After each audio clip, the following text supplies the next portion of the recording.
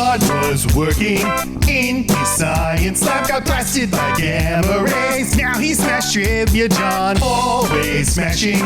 He's friends with Ruffalo, in love with Aslan, and also some arrow weaving. John's here saying, hello my gamma friends, welcome to the show, the Gamma Analysis Podcast.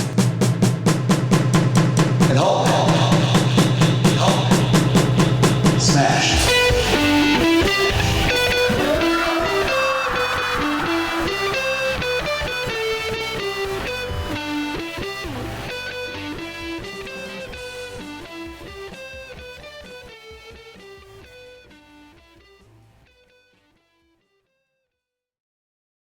Hello, my Gamma friends. Welcome to the show. I'm your host, Smash Trivia John. You can find me on Twitter, Facebook, YouTube, TikTok, and Instagram by searching Smash Trivia.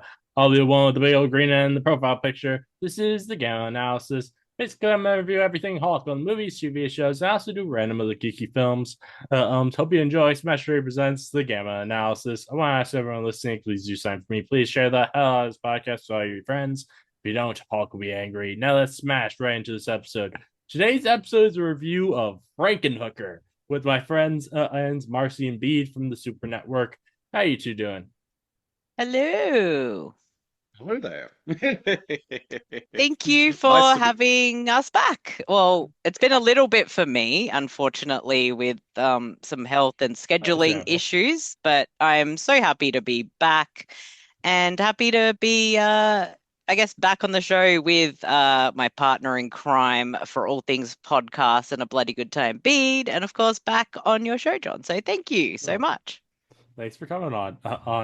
I've been wanting to talk about Frankenhooker for a while. Ever since I watched it, this film is just absolutely insane, and I love that about it.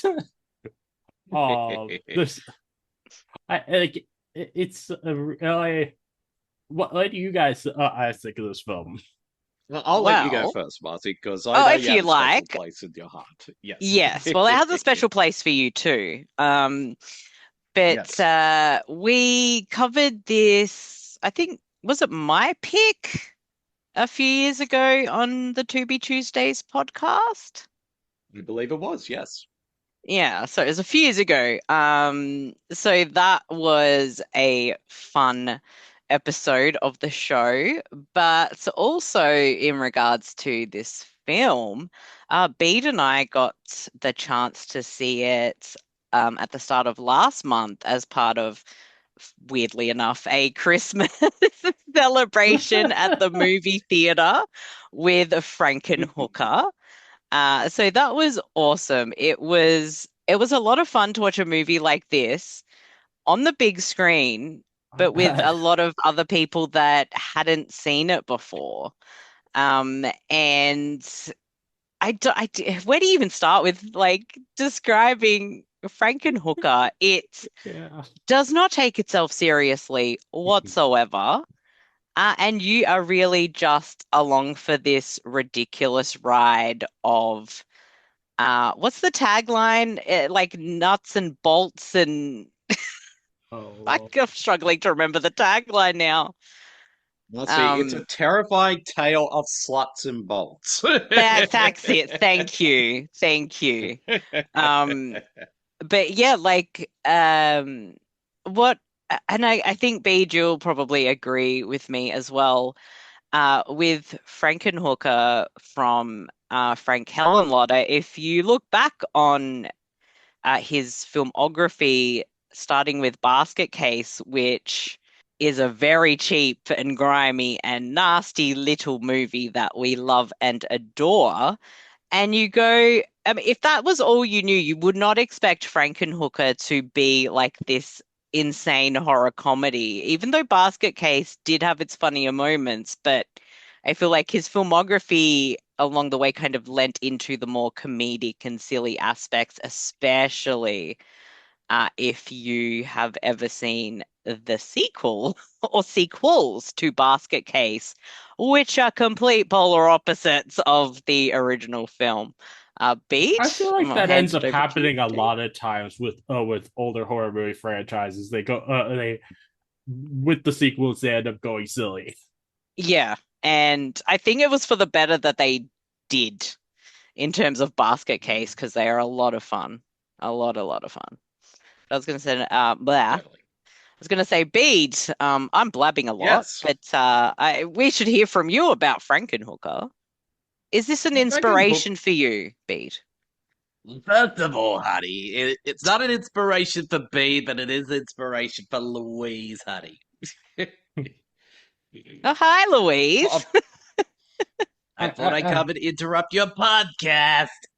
I hear you were in this movie, Louise. Oh, yes, Did honey. you Oh, enjoy yes, that honey. experience? Oh, yes, honey. I have a small little role in this movie, but I did get nominated for a Golden Rotary Phone Award for it. I should have won, but my co-star Patty Mullen won instead. So I I mean, can't be it's too mad, though. deserved. Yeah, it's deserved. I mean, obviously. exactly, honey. Exactly. So I thought, oh, might as well get going, but I'll talk to you all later. Bye. Okay, Louise. She just randomly popped on the podcast and interrupted me as per usual. But anyways, though, yes. Well, I do like Frankenhooker. It is a fun little movie. It's been an interesting one for me though, because I think the first time I watched it, and it wasn't actually for the show, Marcy. It was actually like a few years prior, because I watched it as part of my 31 Days of Horror one year. At the time, I didn't really like it all that much. But the more times I have seen it, it has definitely grown more and more for me as a horror comedy. And yeah, I mean, it is a very silly film. I would say out of all of Frankenlotter's films, sorry, Frankenhellenlotter, I should say, out of You all keep the going to films that say I've seen of his, Frankenhooker when you say his name. Like, I yes, keep trying not to do that. Oh yeah. exactly. So with this movie, I would say it's not my favorite see, I'm doing it again. Frank Hellenlotter film, but I would say it's his most mainstream film, even though yes, it is still as quirky and out there as his other works, but it definitely is one that is quite enjoyable, and the performances are all pretty strong. But also, it has something to say in it as well. And it's surprisingly a pretty feminist film as well, especially in the latter half. So, yeah, it's definitely a movie that, for me personally, has been a grower the more times I've seen it. But it seems to be like that for a lot of Frank Hellenlotter's work, where it's like, I'm not sure what to make of it the first time I watched it, but the more I do, I tend to kind of like, okay, I get this guy's wavelength now. Makes sense. Oh, I think this. I love the absolute absurdity of this film. And I like that. I like that it doesn't. It doesn't ever villainize sex workers. It doesn't ever act like they're bad. Bad for being sex workers. They're the only people in the film that are actually good people in the film. Probably, but I would say maybe the rest of the family before or the accident might be good, but that's about but other than that, I think I like that. And like I you know, one thing that really surprised me when I watched this for the first time last year was how little horror is actually in it. It is very much just a comedy. I think versus it is technically a horror comedy. I feel like there is very little horror to it actually. It leans a lot into the comedy and absurdity with telling its story with like horror-esque elements, such as lots of body parts and trying to make your ideal well, not your ideal, but bring back your fiance in some shape or form after a very awful lawnmower accident. Which I love that it's a lawnmower accident, and I feel like there should be more or horror movies that use lawnmowers as a weapon, because like that's such a fun idea for a weapon. It's so horrific of a weapon that it is underutilized a little bit. And this film definitely shows you why it's kind of a horrific thing. And it is just an accident where she gets run over by a remote control lawnmower. But Oh, it goes into sort of like the main character with him focusing on like the scientific stuff and uh, gives us kind of that. So it will lean into like, okay, she's been killed by this, but he's not going to let her go. So he's going to use his science to bring yeah. her back. And obviously, it's a big play on uh, the Frankenstein Mhm. and Bride of Frankenstein. And funnily enough, um, within the same year or so, we had Bride of Reanimator, which touches with the same themes of Okay. Oh, like a bride, the mhm. lost love who you're trying to reanimate again. So they would actually make for a very interesting double feature, I think, which I might have to do. I something I always find that I find very interesting.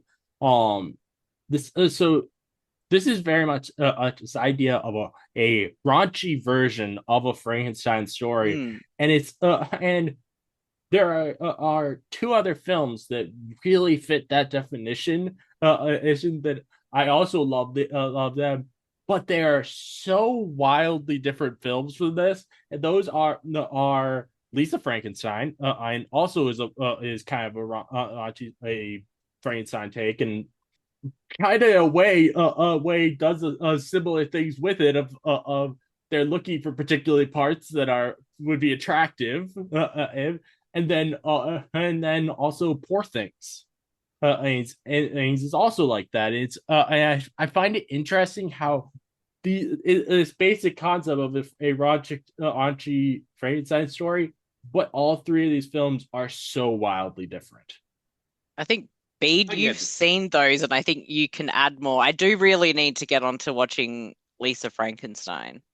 That's one of my blind spots of recent years, so I'll definitely get onto it. But yeah, yeah, sorry. well, I think that's kind of the interesting thing between, say, this film, Bride of Reanimator, Poor Things, Lisa Frankenstein, and I actually would throw in something a little bit earlier, The Bride from 1985, which is definitely a more traditional kind of take on the Frankenstein story, but it's more of kind of setting it from the perspective of the bride character.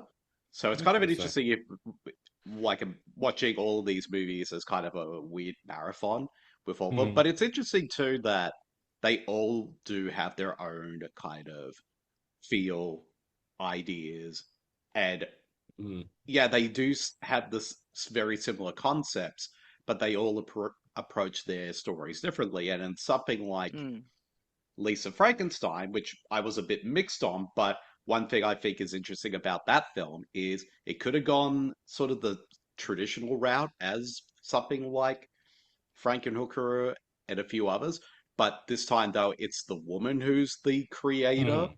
mm. of the Yeah. monster. And in a way it's kind of more of like a kind of a take on weird science, which also in a strange way Yeah, could be seen that's a as a good. Bride of Frankenstein That's story. actually a very, very good point. And I was going to say, we also have it's the Maggie Gyllenhaal directed, like Bride of Mm. Frankenstein, coming up as well. So it's Mhm. the tales of women with a Frankenstein, considering Frankenstein was written by a woman, is nothing new, and I think we'll continue to tell Oh these yeah, stories. But absolutely. it's interesting that we can place films like these all together because they have this commonality, but they tell the Oh yeah. stories very differently. Whereas Frankenhooker, it takes such a silly approach. But as you said earlier, it's a film that respects sex work. It doesn't demonize it. Whereas these end up becoming like the body parts. We encapsulate the character of Frankenhooker with the sex workers. Um, and it's not ever, I don't feel like we see it as a bad thing. And it doesn't dismiss them, even though he is looking at them for the physicalness. And I Mhm. think the movie really wants to hark in on your outside and your inside are just as important. And I feel like, and I think we had a little bit of this in, and I'll give a shout out to our friend Caitlin who did a talk before the screening of this film, um, where you see the fiance character, and they did put her in a fat suit, so to speak. And once she's dead, he's got the head and got a couple of other little body parts where he's trying to perfect her more. And it does actually have something to say about beauty standards and things like that as well in its own way, in the way it tells this story. But I feel like you might see this movie on the surface, but there is actually quite a bit going on. And I feel like these are themes that I've seen. And again, I'm going to go back to Basket Case, I think. Specifically, I'm going to say two um, that has things to say about body image being different. But at the end of the day, we're all people. Mhm. Yeah. And it's fascinating that these very silly, schlocky movies have like this, like good, interesting, and powerful message. And I don't know if I'm talking out of my ass, reading too much into it, but whatever. I That's the don't. power of cinema. I don't think you are reading too much into it. I think that if you're willing to look for it, almost every film will have Mm, message, mm. and something powerful that you can take from it. Um, but I think a lot of people with sign like this, they're not willing to look deeper into it. Mm, mm. And but I think one of my absolute favorite moments of this film, and it's because I think this is very empowering, especially women, and is at the end when she gets her revenge of Edge by putting his head on this woman's body. I think that's a really powerful I visual. think Oh, I and think I almost feel like in a way that's where it's going because he says you can only do it with females. mhm, And it sort of it acts like this weird horrific event, sort of. Like I feel like you can interpret it in different ways where it's like, you can say, oh, maybe this is a little bit transphobic, or it's how you may interpret it. The way I I see it is that um she she's doing what he did to her, yeah. but it's still through this feminine perspective because It, this is how it was designed. And you it's know what? to Maybe he's going to me enjoy having tits and a pussy. I don't know. it's to me it's like I we're he treated her like an An like object. object, and Yeah. so she's getting her revenge, making him have to have He's that like, as well, yeah, and yeah, and I think it's and I think that's what the intent was. I don't think it was like any like yeah, transphobic a hundred anything. percent. It's more Yeah. of like more of, if anything, anything that he just does not like women, and he or as anything more than or than An a sex object. object, and so Yeah. and so um he's The now turning gonna of him have to into one. live Yeah. the life of all the shit that women have to deal with. Yeah. That's pretty much the message, I feel like.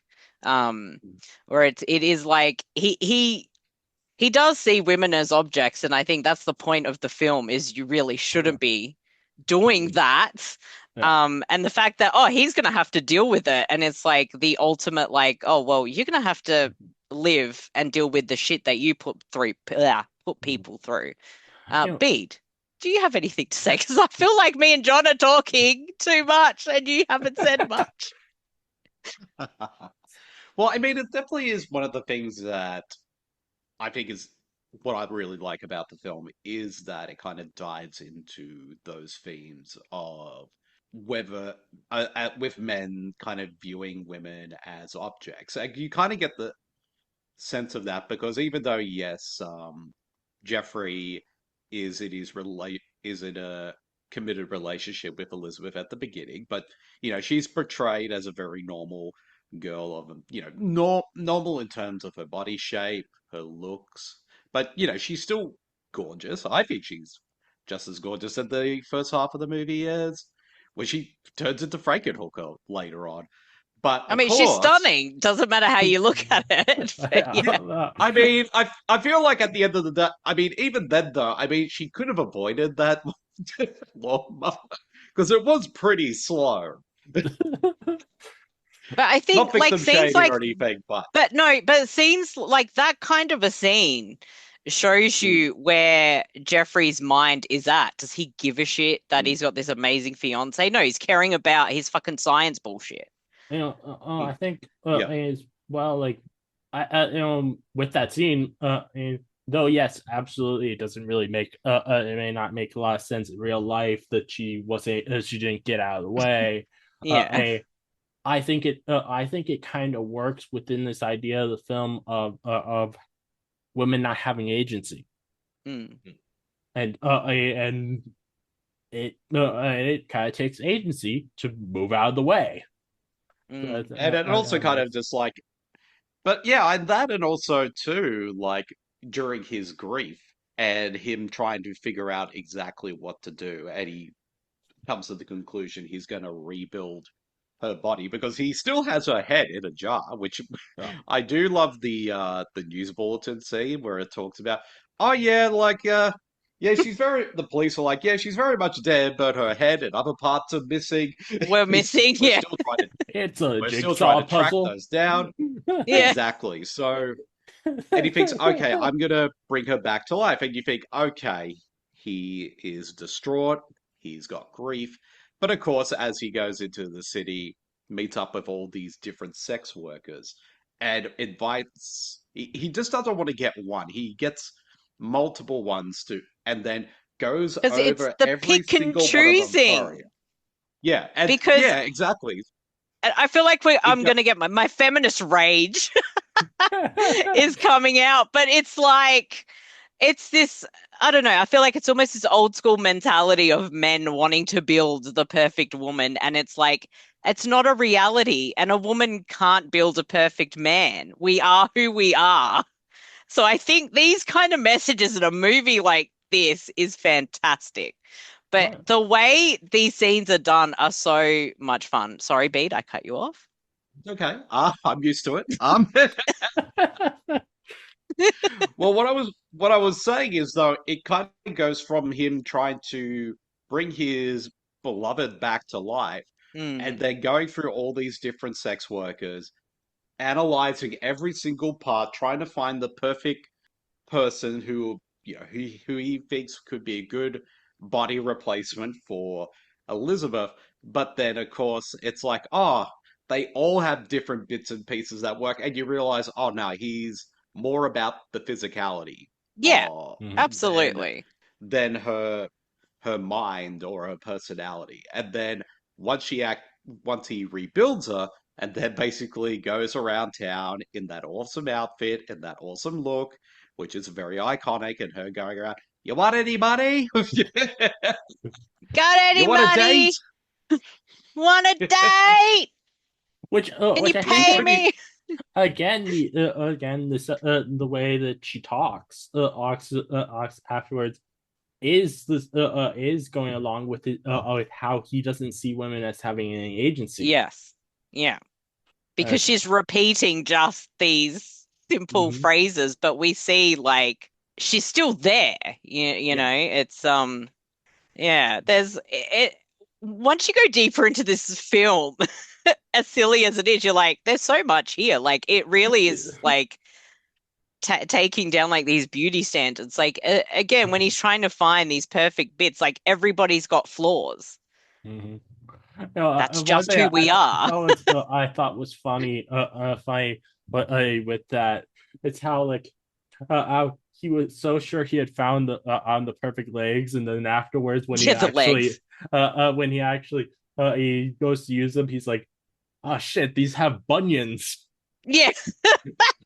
and he just starts shaving them off. Yeah. Like, Jesus Christ, dude. Oh In a man. way, it almost predicted like the 90s into the 2000s use of extreme Photoshop on models who were already perfect as they were. No, they have to be skinnier. Oh, Genius. yeah.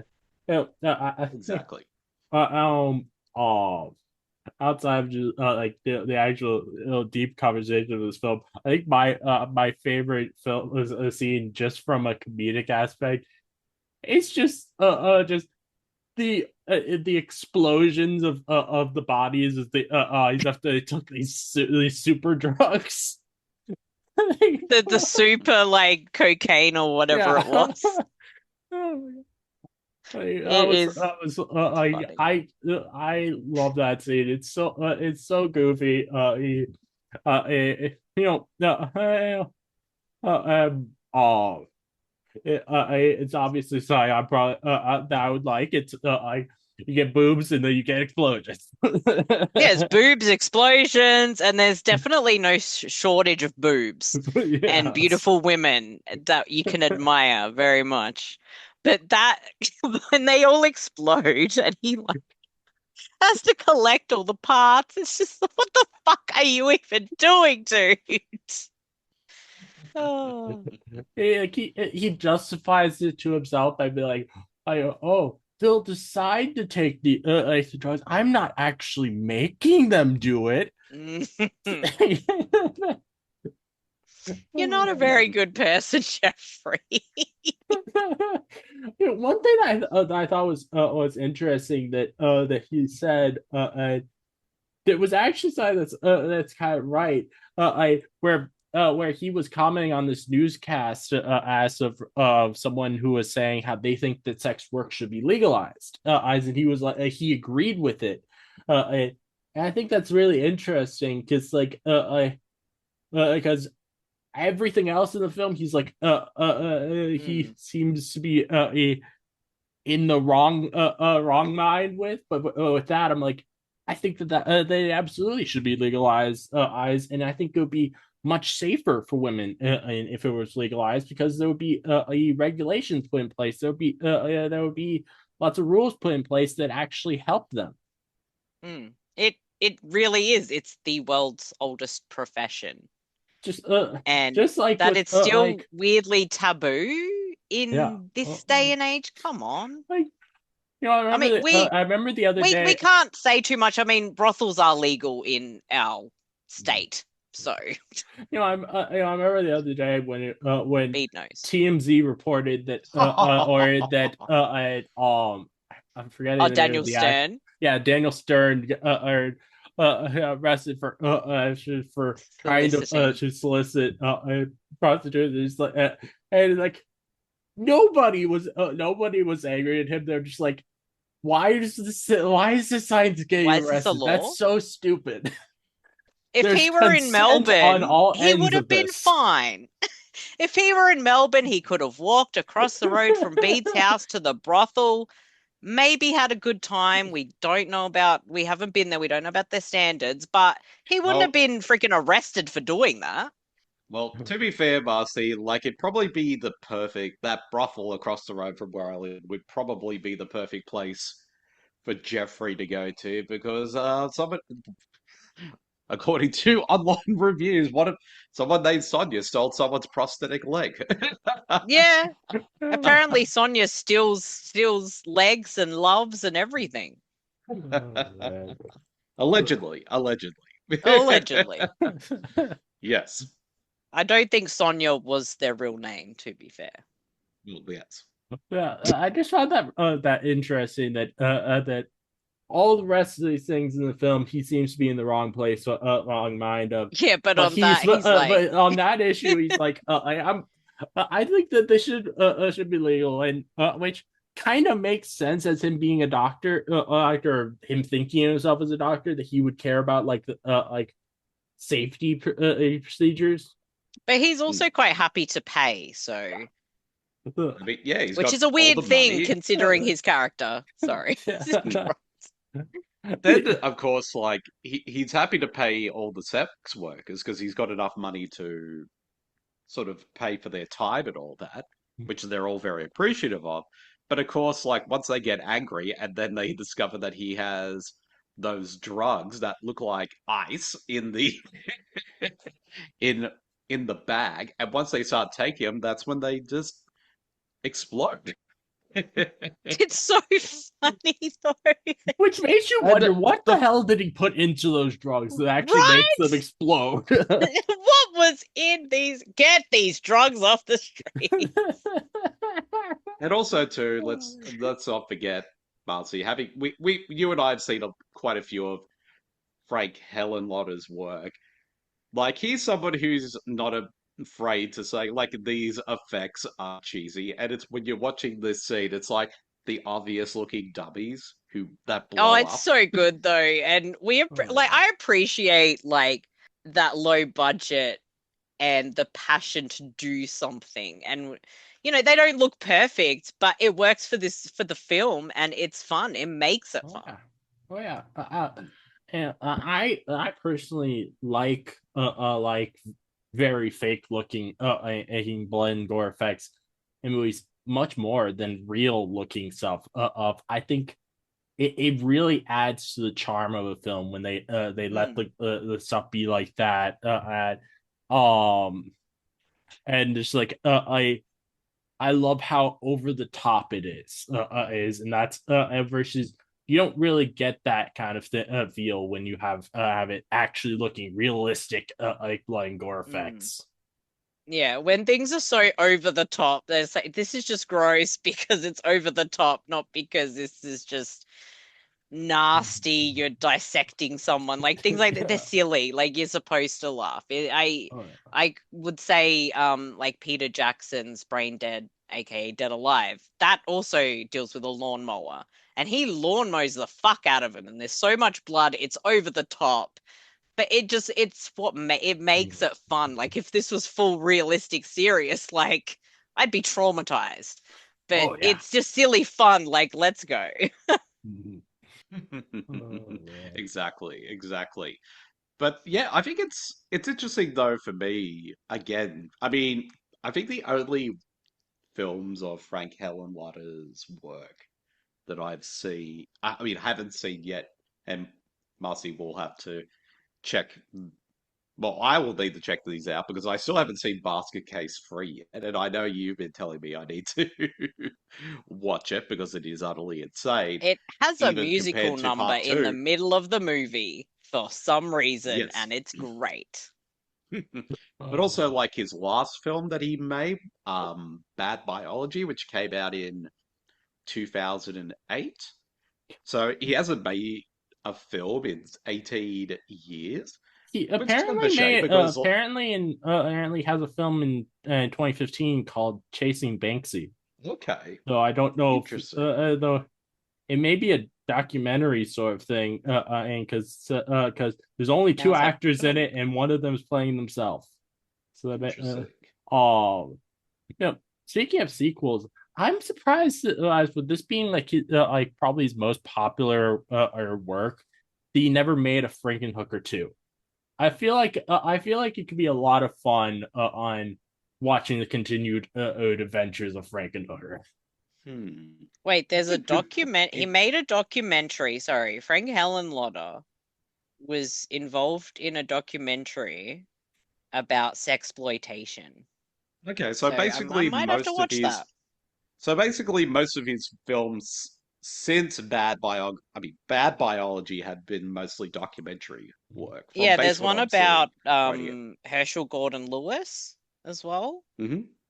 Yep. Um I, that I is there. wonder So if yeah, interesting. I wonder if maybe the reason why he never made a sequel to this, is even though it's probably his most popular work, is because as Patty Mullen and stopped acting after this, and Mm. which though she did it finally make a return to acting in last year for a film called Strange Toys. So Mm. that's really cool. Well, like with how good she did in this, it kind of saddens me that she stopped acting after that, Yeah. because I feel like she could have had a really great career. I know she's so Mm. good in the film. Like she encapsulates so much with playing sort of like originally Elizabeth and then into, I guess, the creature, whatever you want to call it, Frankenhooker. She's so good. She's so good. Maybe we can have one of these late sequels so many years later. Hey, Yes. if she wants to come back and do it, and Frank Lauderdale wants to come back and do it, I'd be definitely down out for that even after all these years. I feel like it would be very strange seeing Lange a continuing film after this much time with how much she's aged, but I think they could still find a fun way to do it.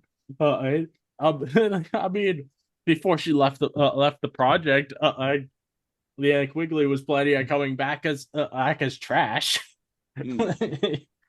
which I mean, would be in this day and wild. age, anything is. I mean, in this day and age, anything is possible. That is true. That is true. But even then, though, I think even if like it'd be fun to see a sequel, like if Franken. See, I'm doing that. Damn it, Frank Helen Lotta having a name that's similar to Frankenhooker. Um, I feel see, I like know what you I did feel like there. he partially made this film just because he thought it would be funny for people to keep messing up his names. He made this movie so we can mess up his name on this Yeah, podcast. That's probably. why. But I think if he wanted to do a sequel, I'd be down to watch it. But if he was like, I feel like this is more of a one and done type of story, I feel like, yeah, where how it sort of ends is pretty conclusive. So I think Yeah, I for can see. on its own, I think it I works mean, as a there's so standalone. much you could do with a sequel in terms of today's beauty standards compared to Oh the yeah. Oh yeah.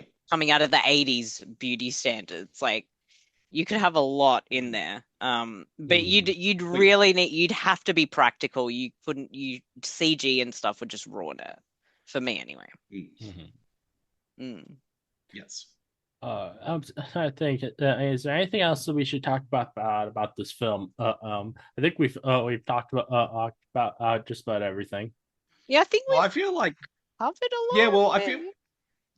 I feel like we kind of like want to give a shout out to the actors who play the sex workers, which I know is kind of a we're a mixture of actresses, real life sex workers, So and adult film actors as well. Mm. So, yeah, and I think they all do a really good job. apparently for some of the actresses in this is they were cast by as by so the police was raiding the strip club and so making it be closed down and Frank and Otter showed up outside and was like hey I see this shitty things happening to you oh I can give you a job in this film so that which I think is kind of cool thing they did.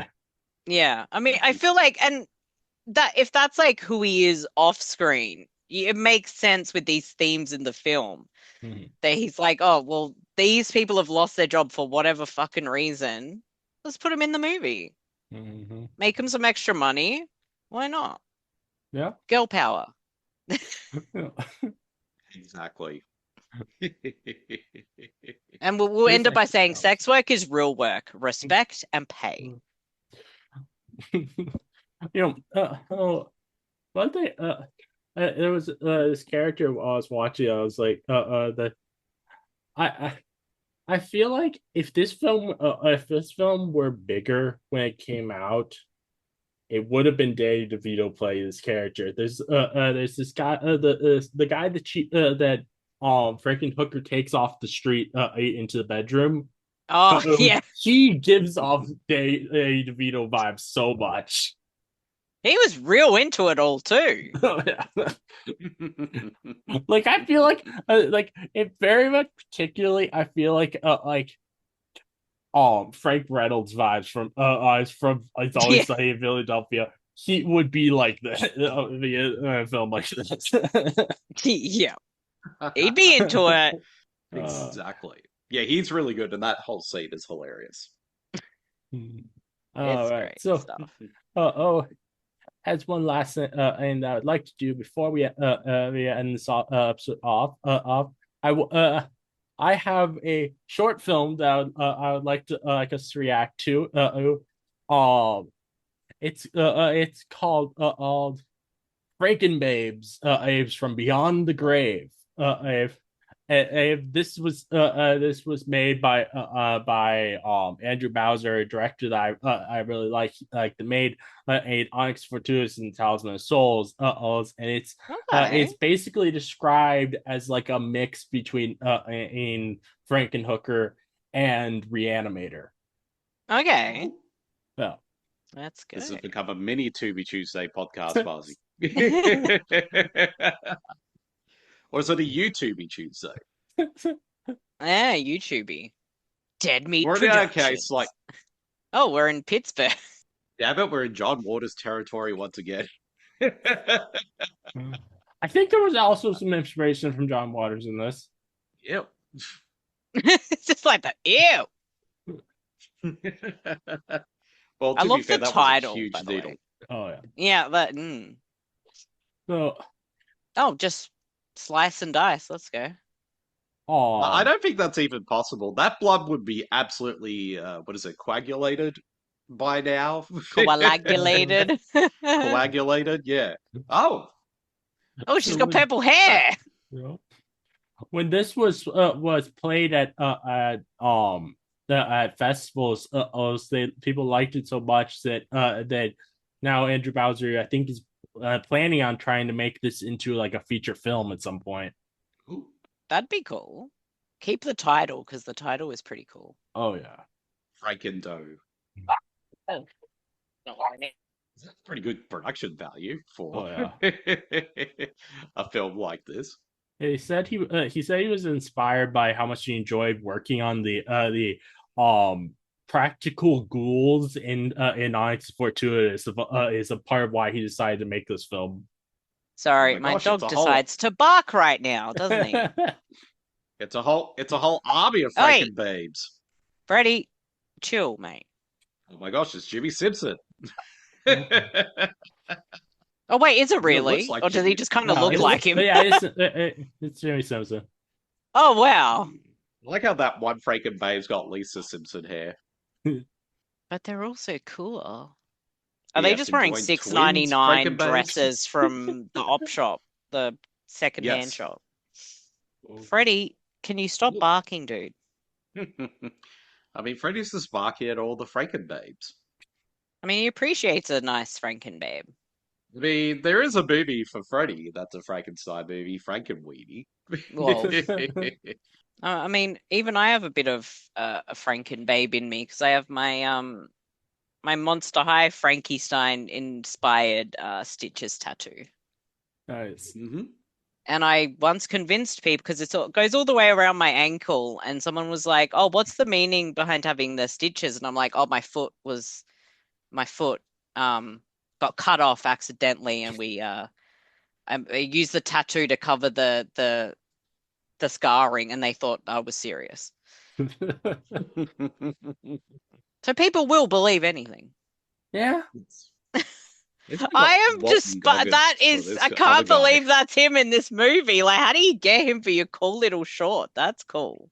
Well, I think But with who's the- Andrew who's Barry, the- yeah, Who's that? Why is he familiar? I'm not sure. The white-haired one. Yeah, I'm not sure. He does seem familiar though. He looks familiar. I'm not terribly surprised that Andrew Bowser was able to get Jimmy Simpson for this. Since like he was able to get actors as big as Jeffrey Combs and Arbor Compton for Onyx Fortuitous. I mean, that is very fair. okay, so Oh my that God, guy- it's Dana Ashbrook. I was gonna say, Marcy, it's Dana Ashbrook. I'm like, that's why it looks fucking familiar. My Twin Peaks was tweaking. Yeah, Twin Peaks was tweaking, Marcy. Yes. My Twin Peaks powers went off.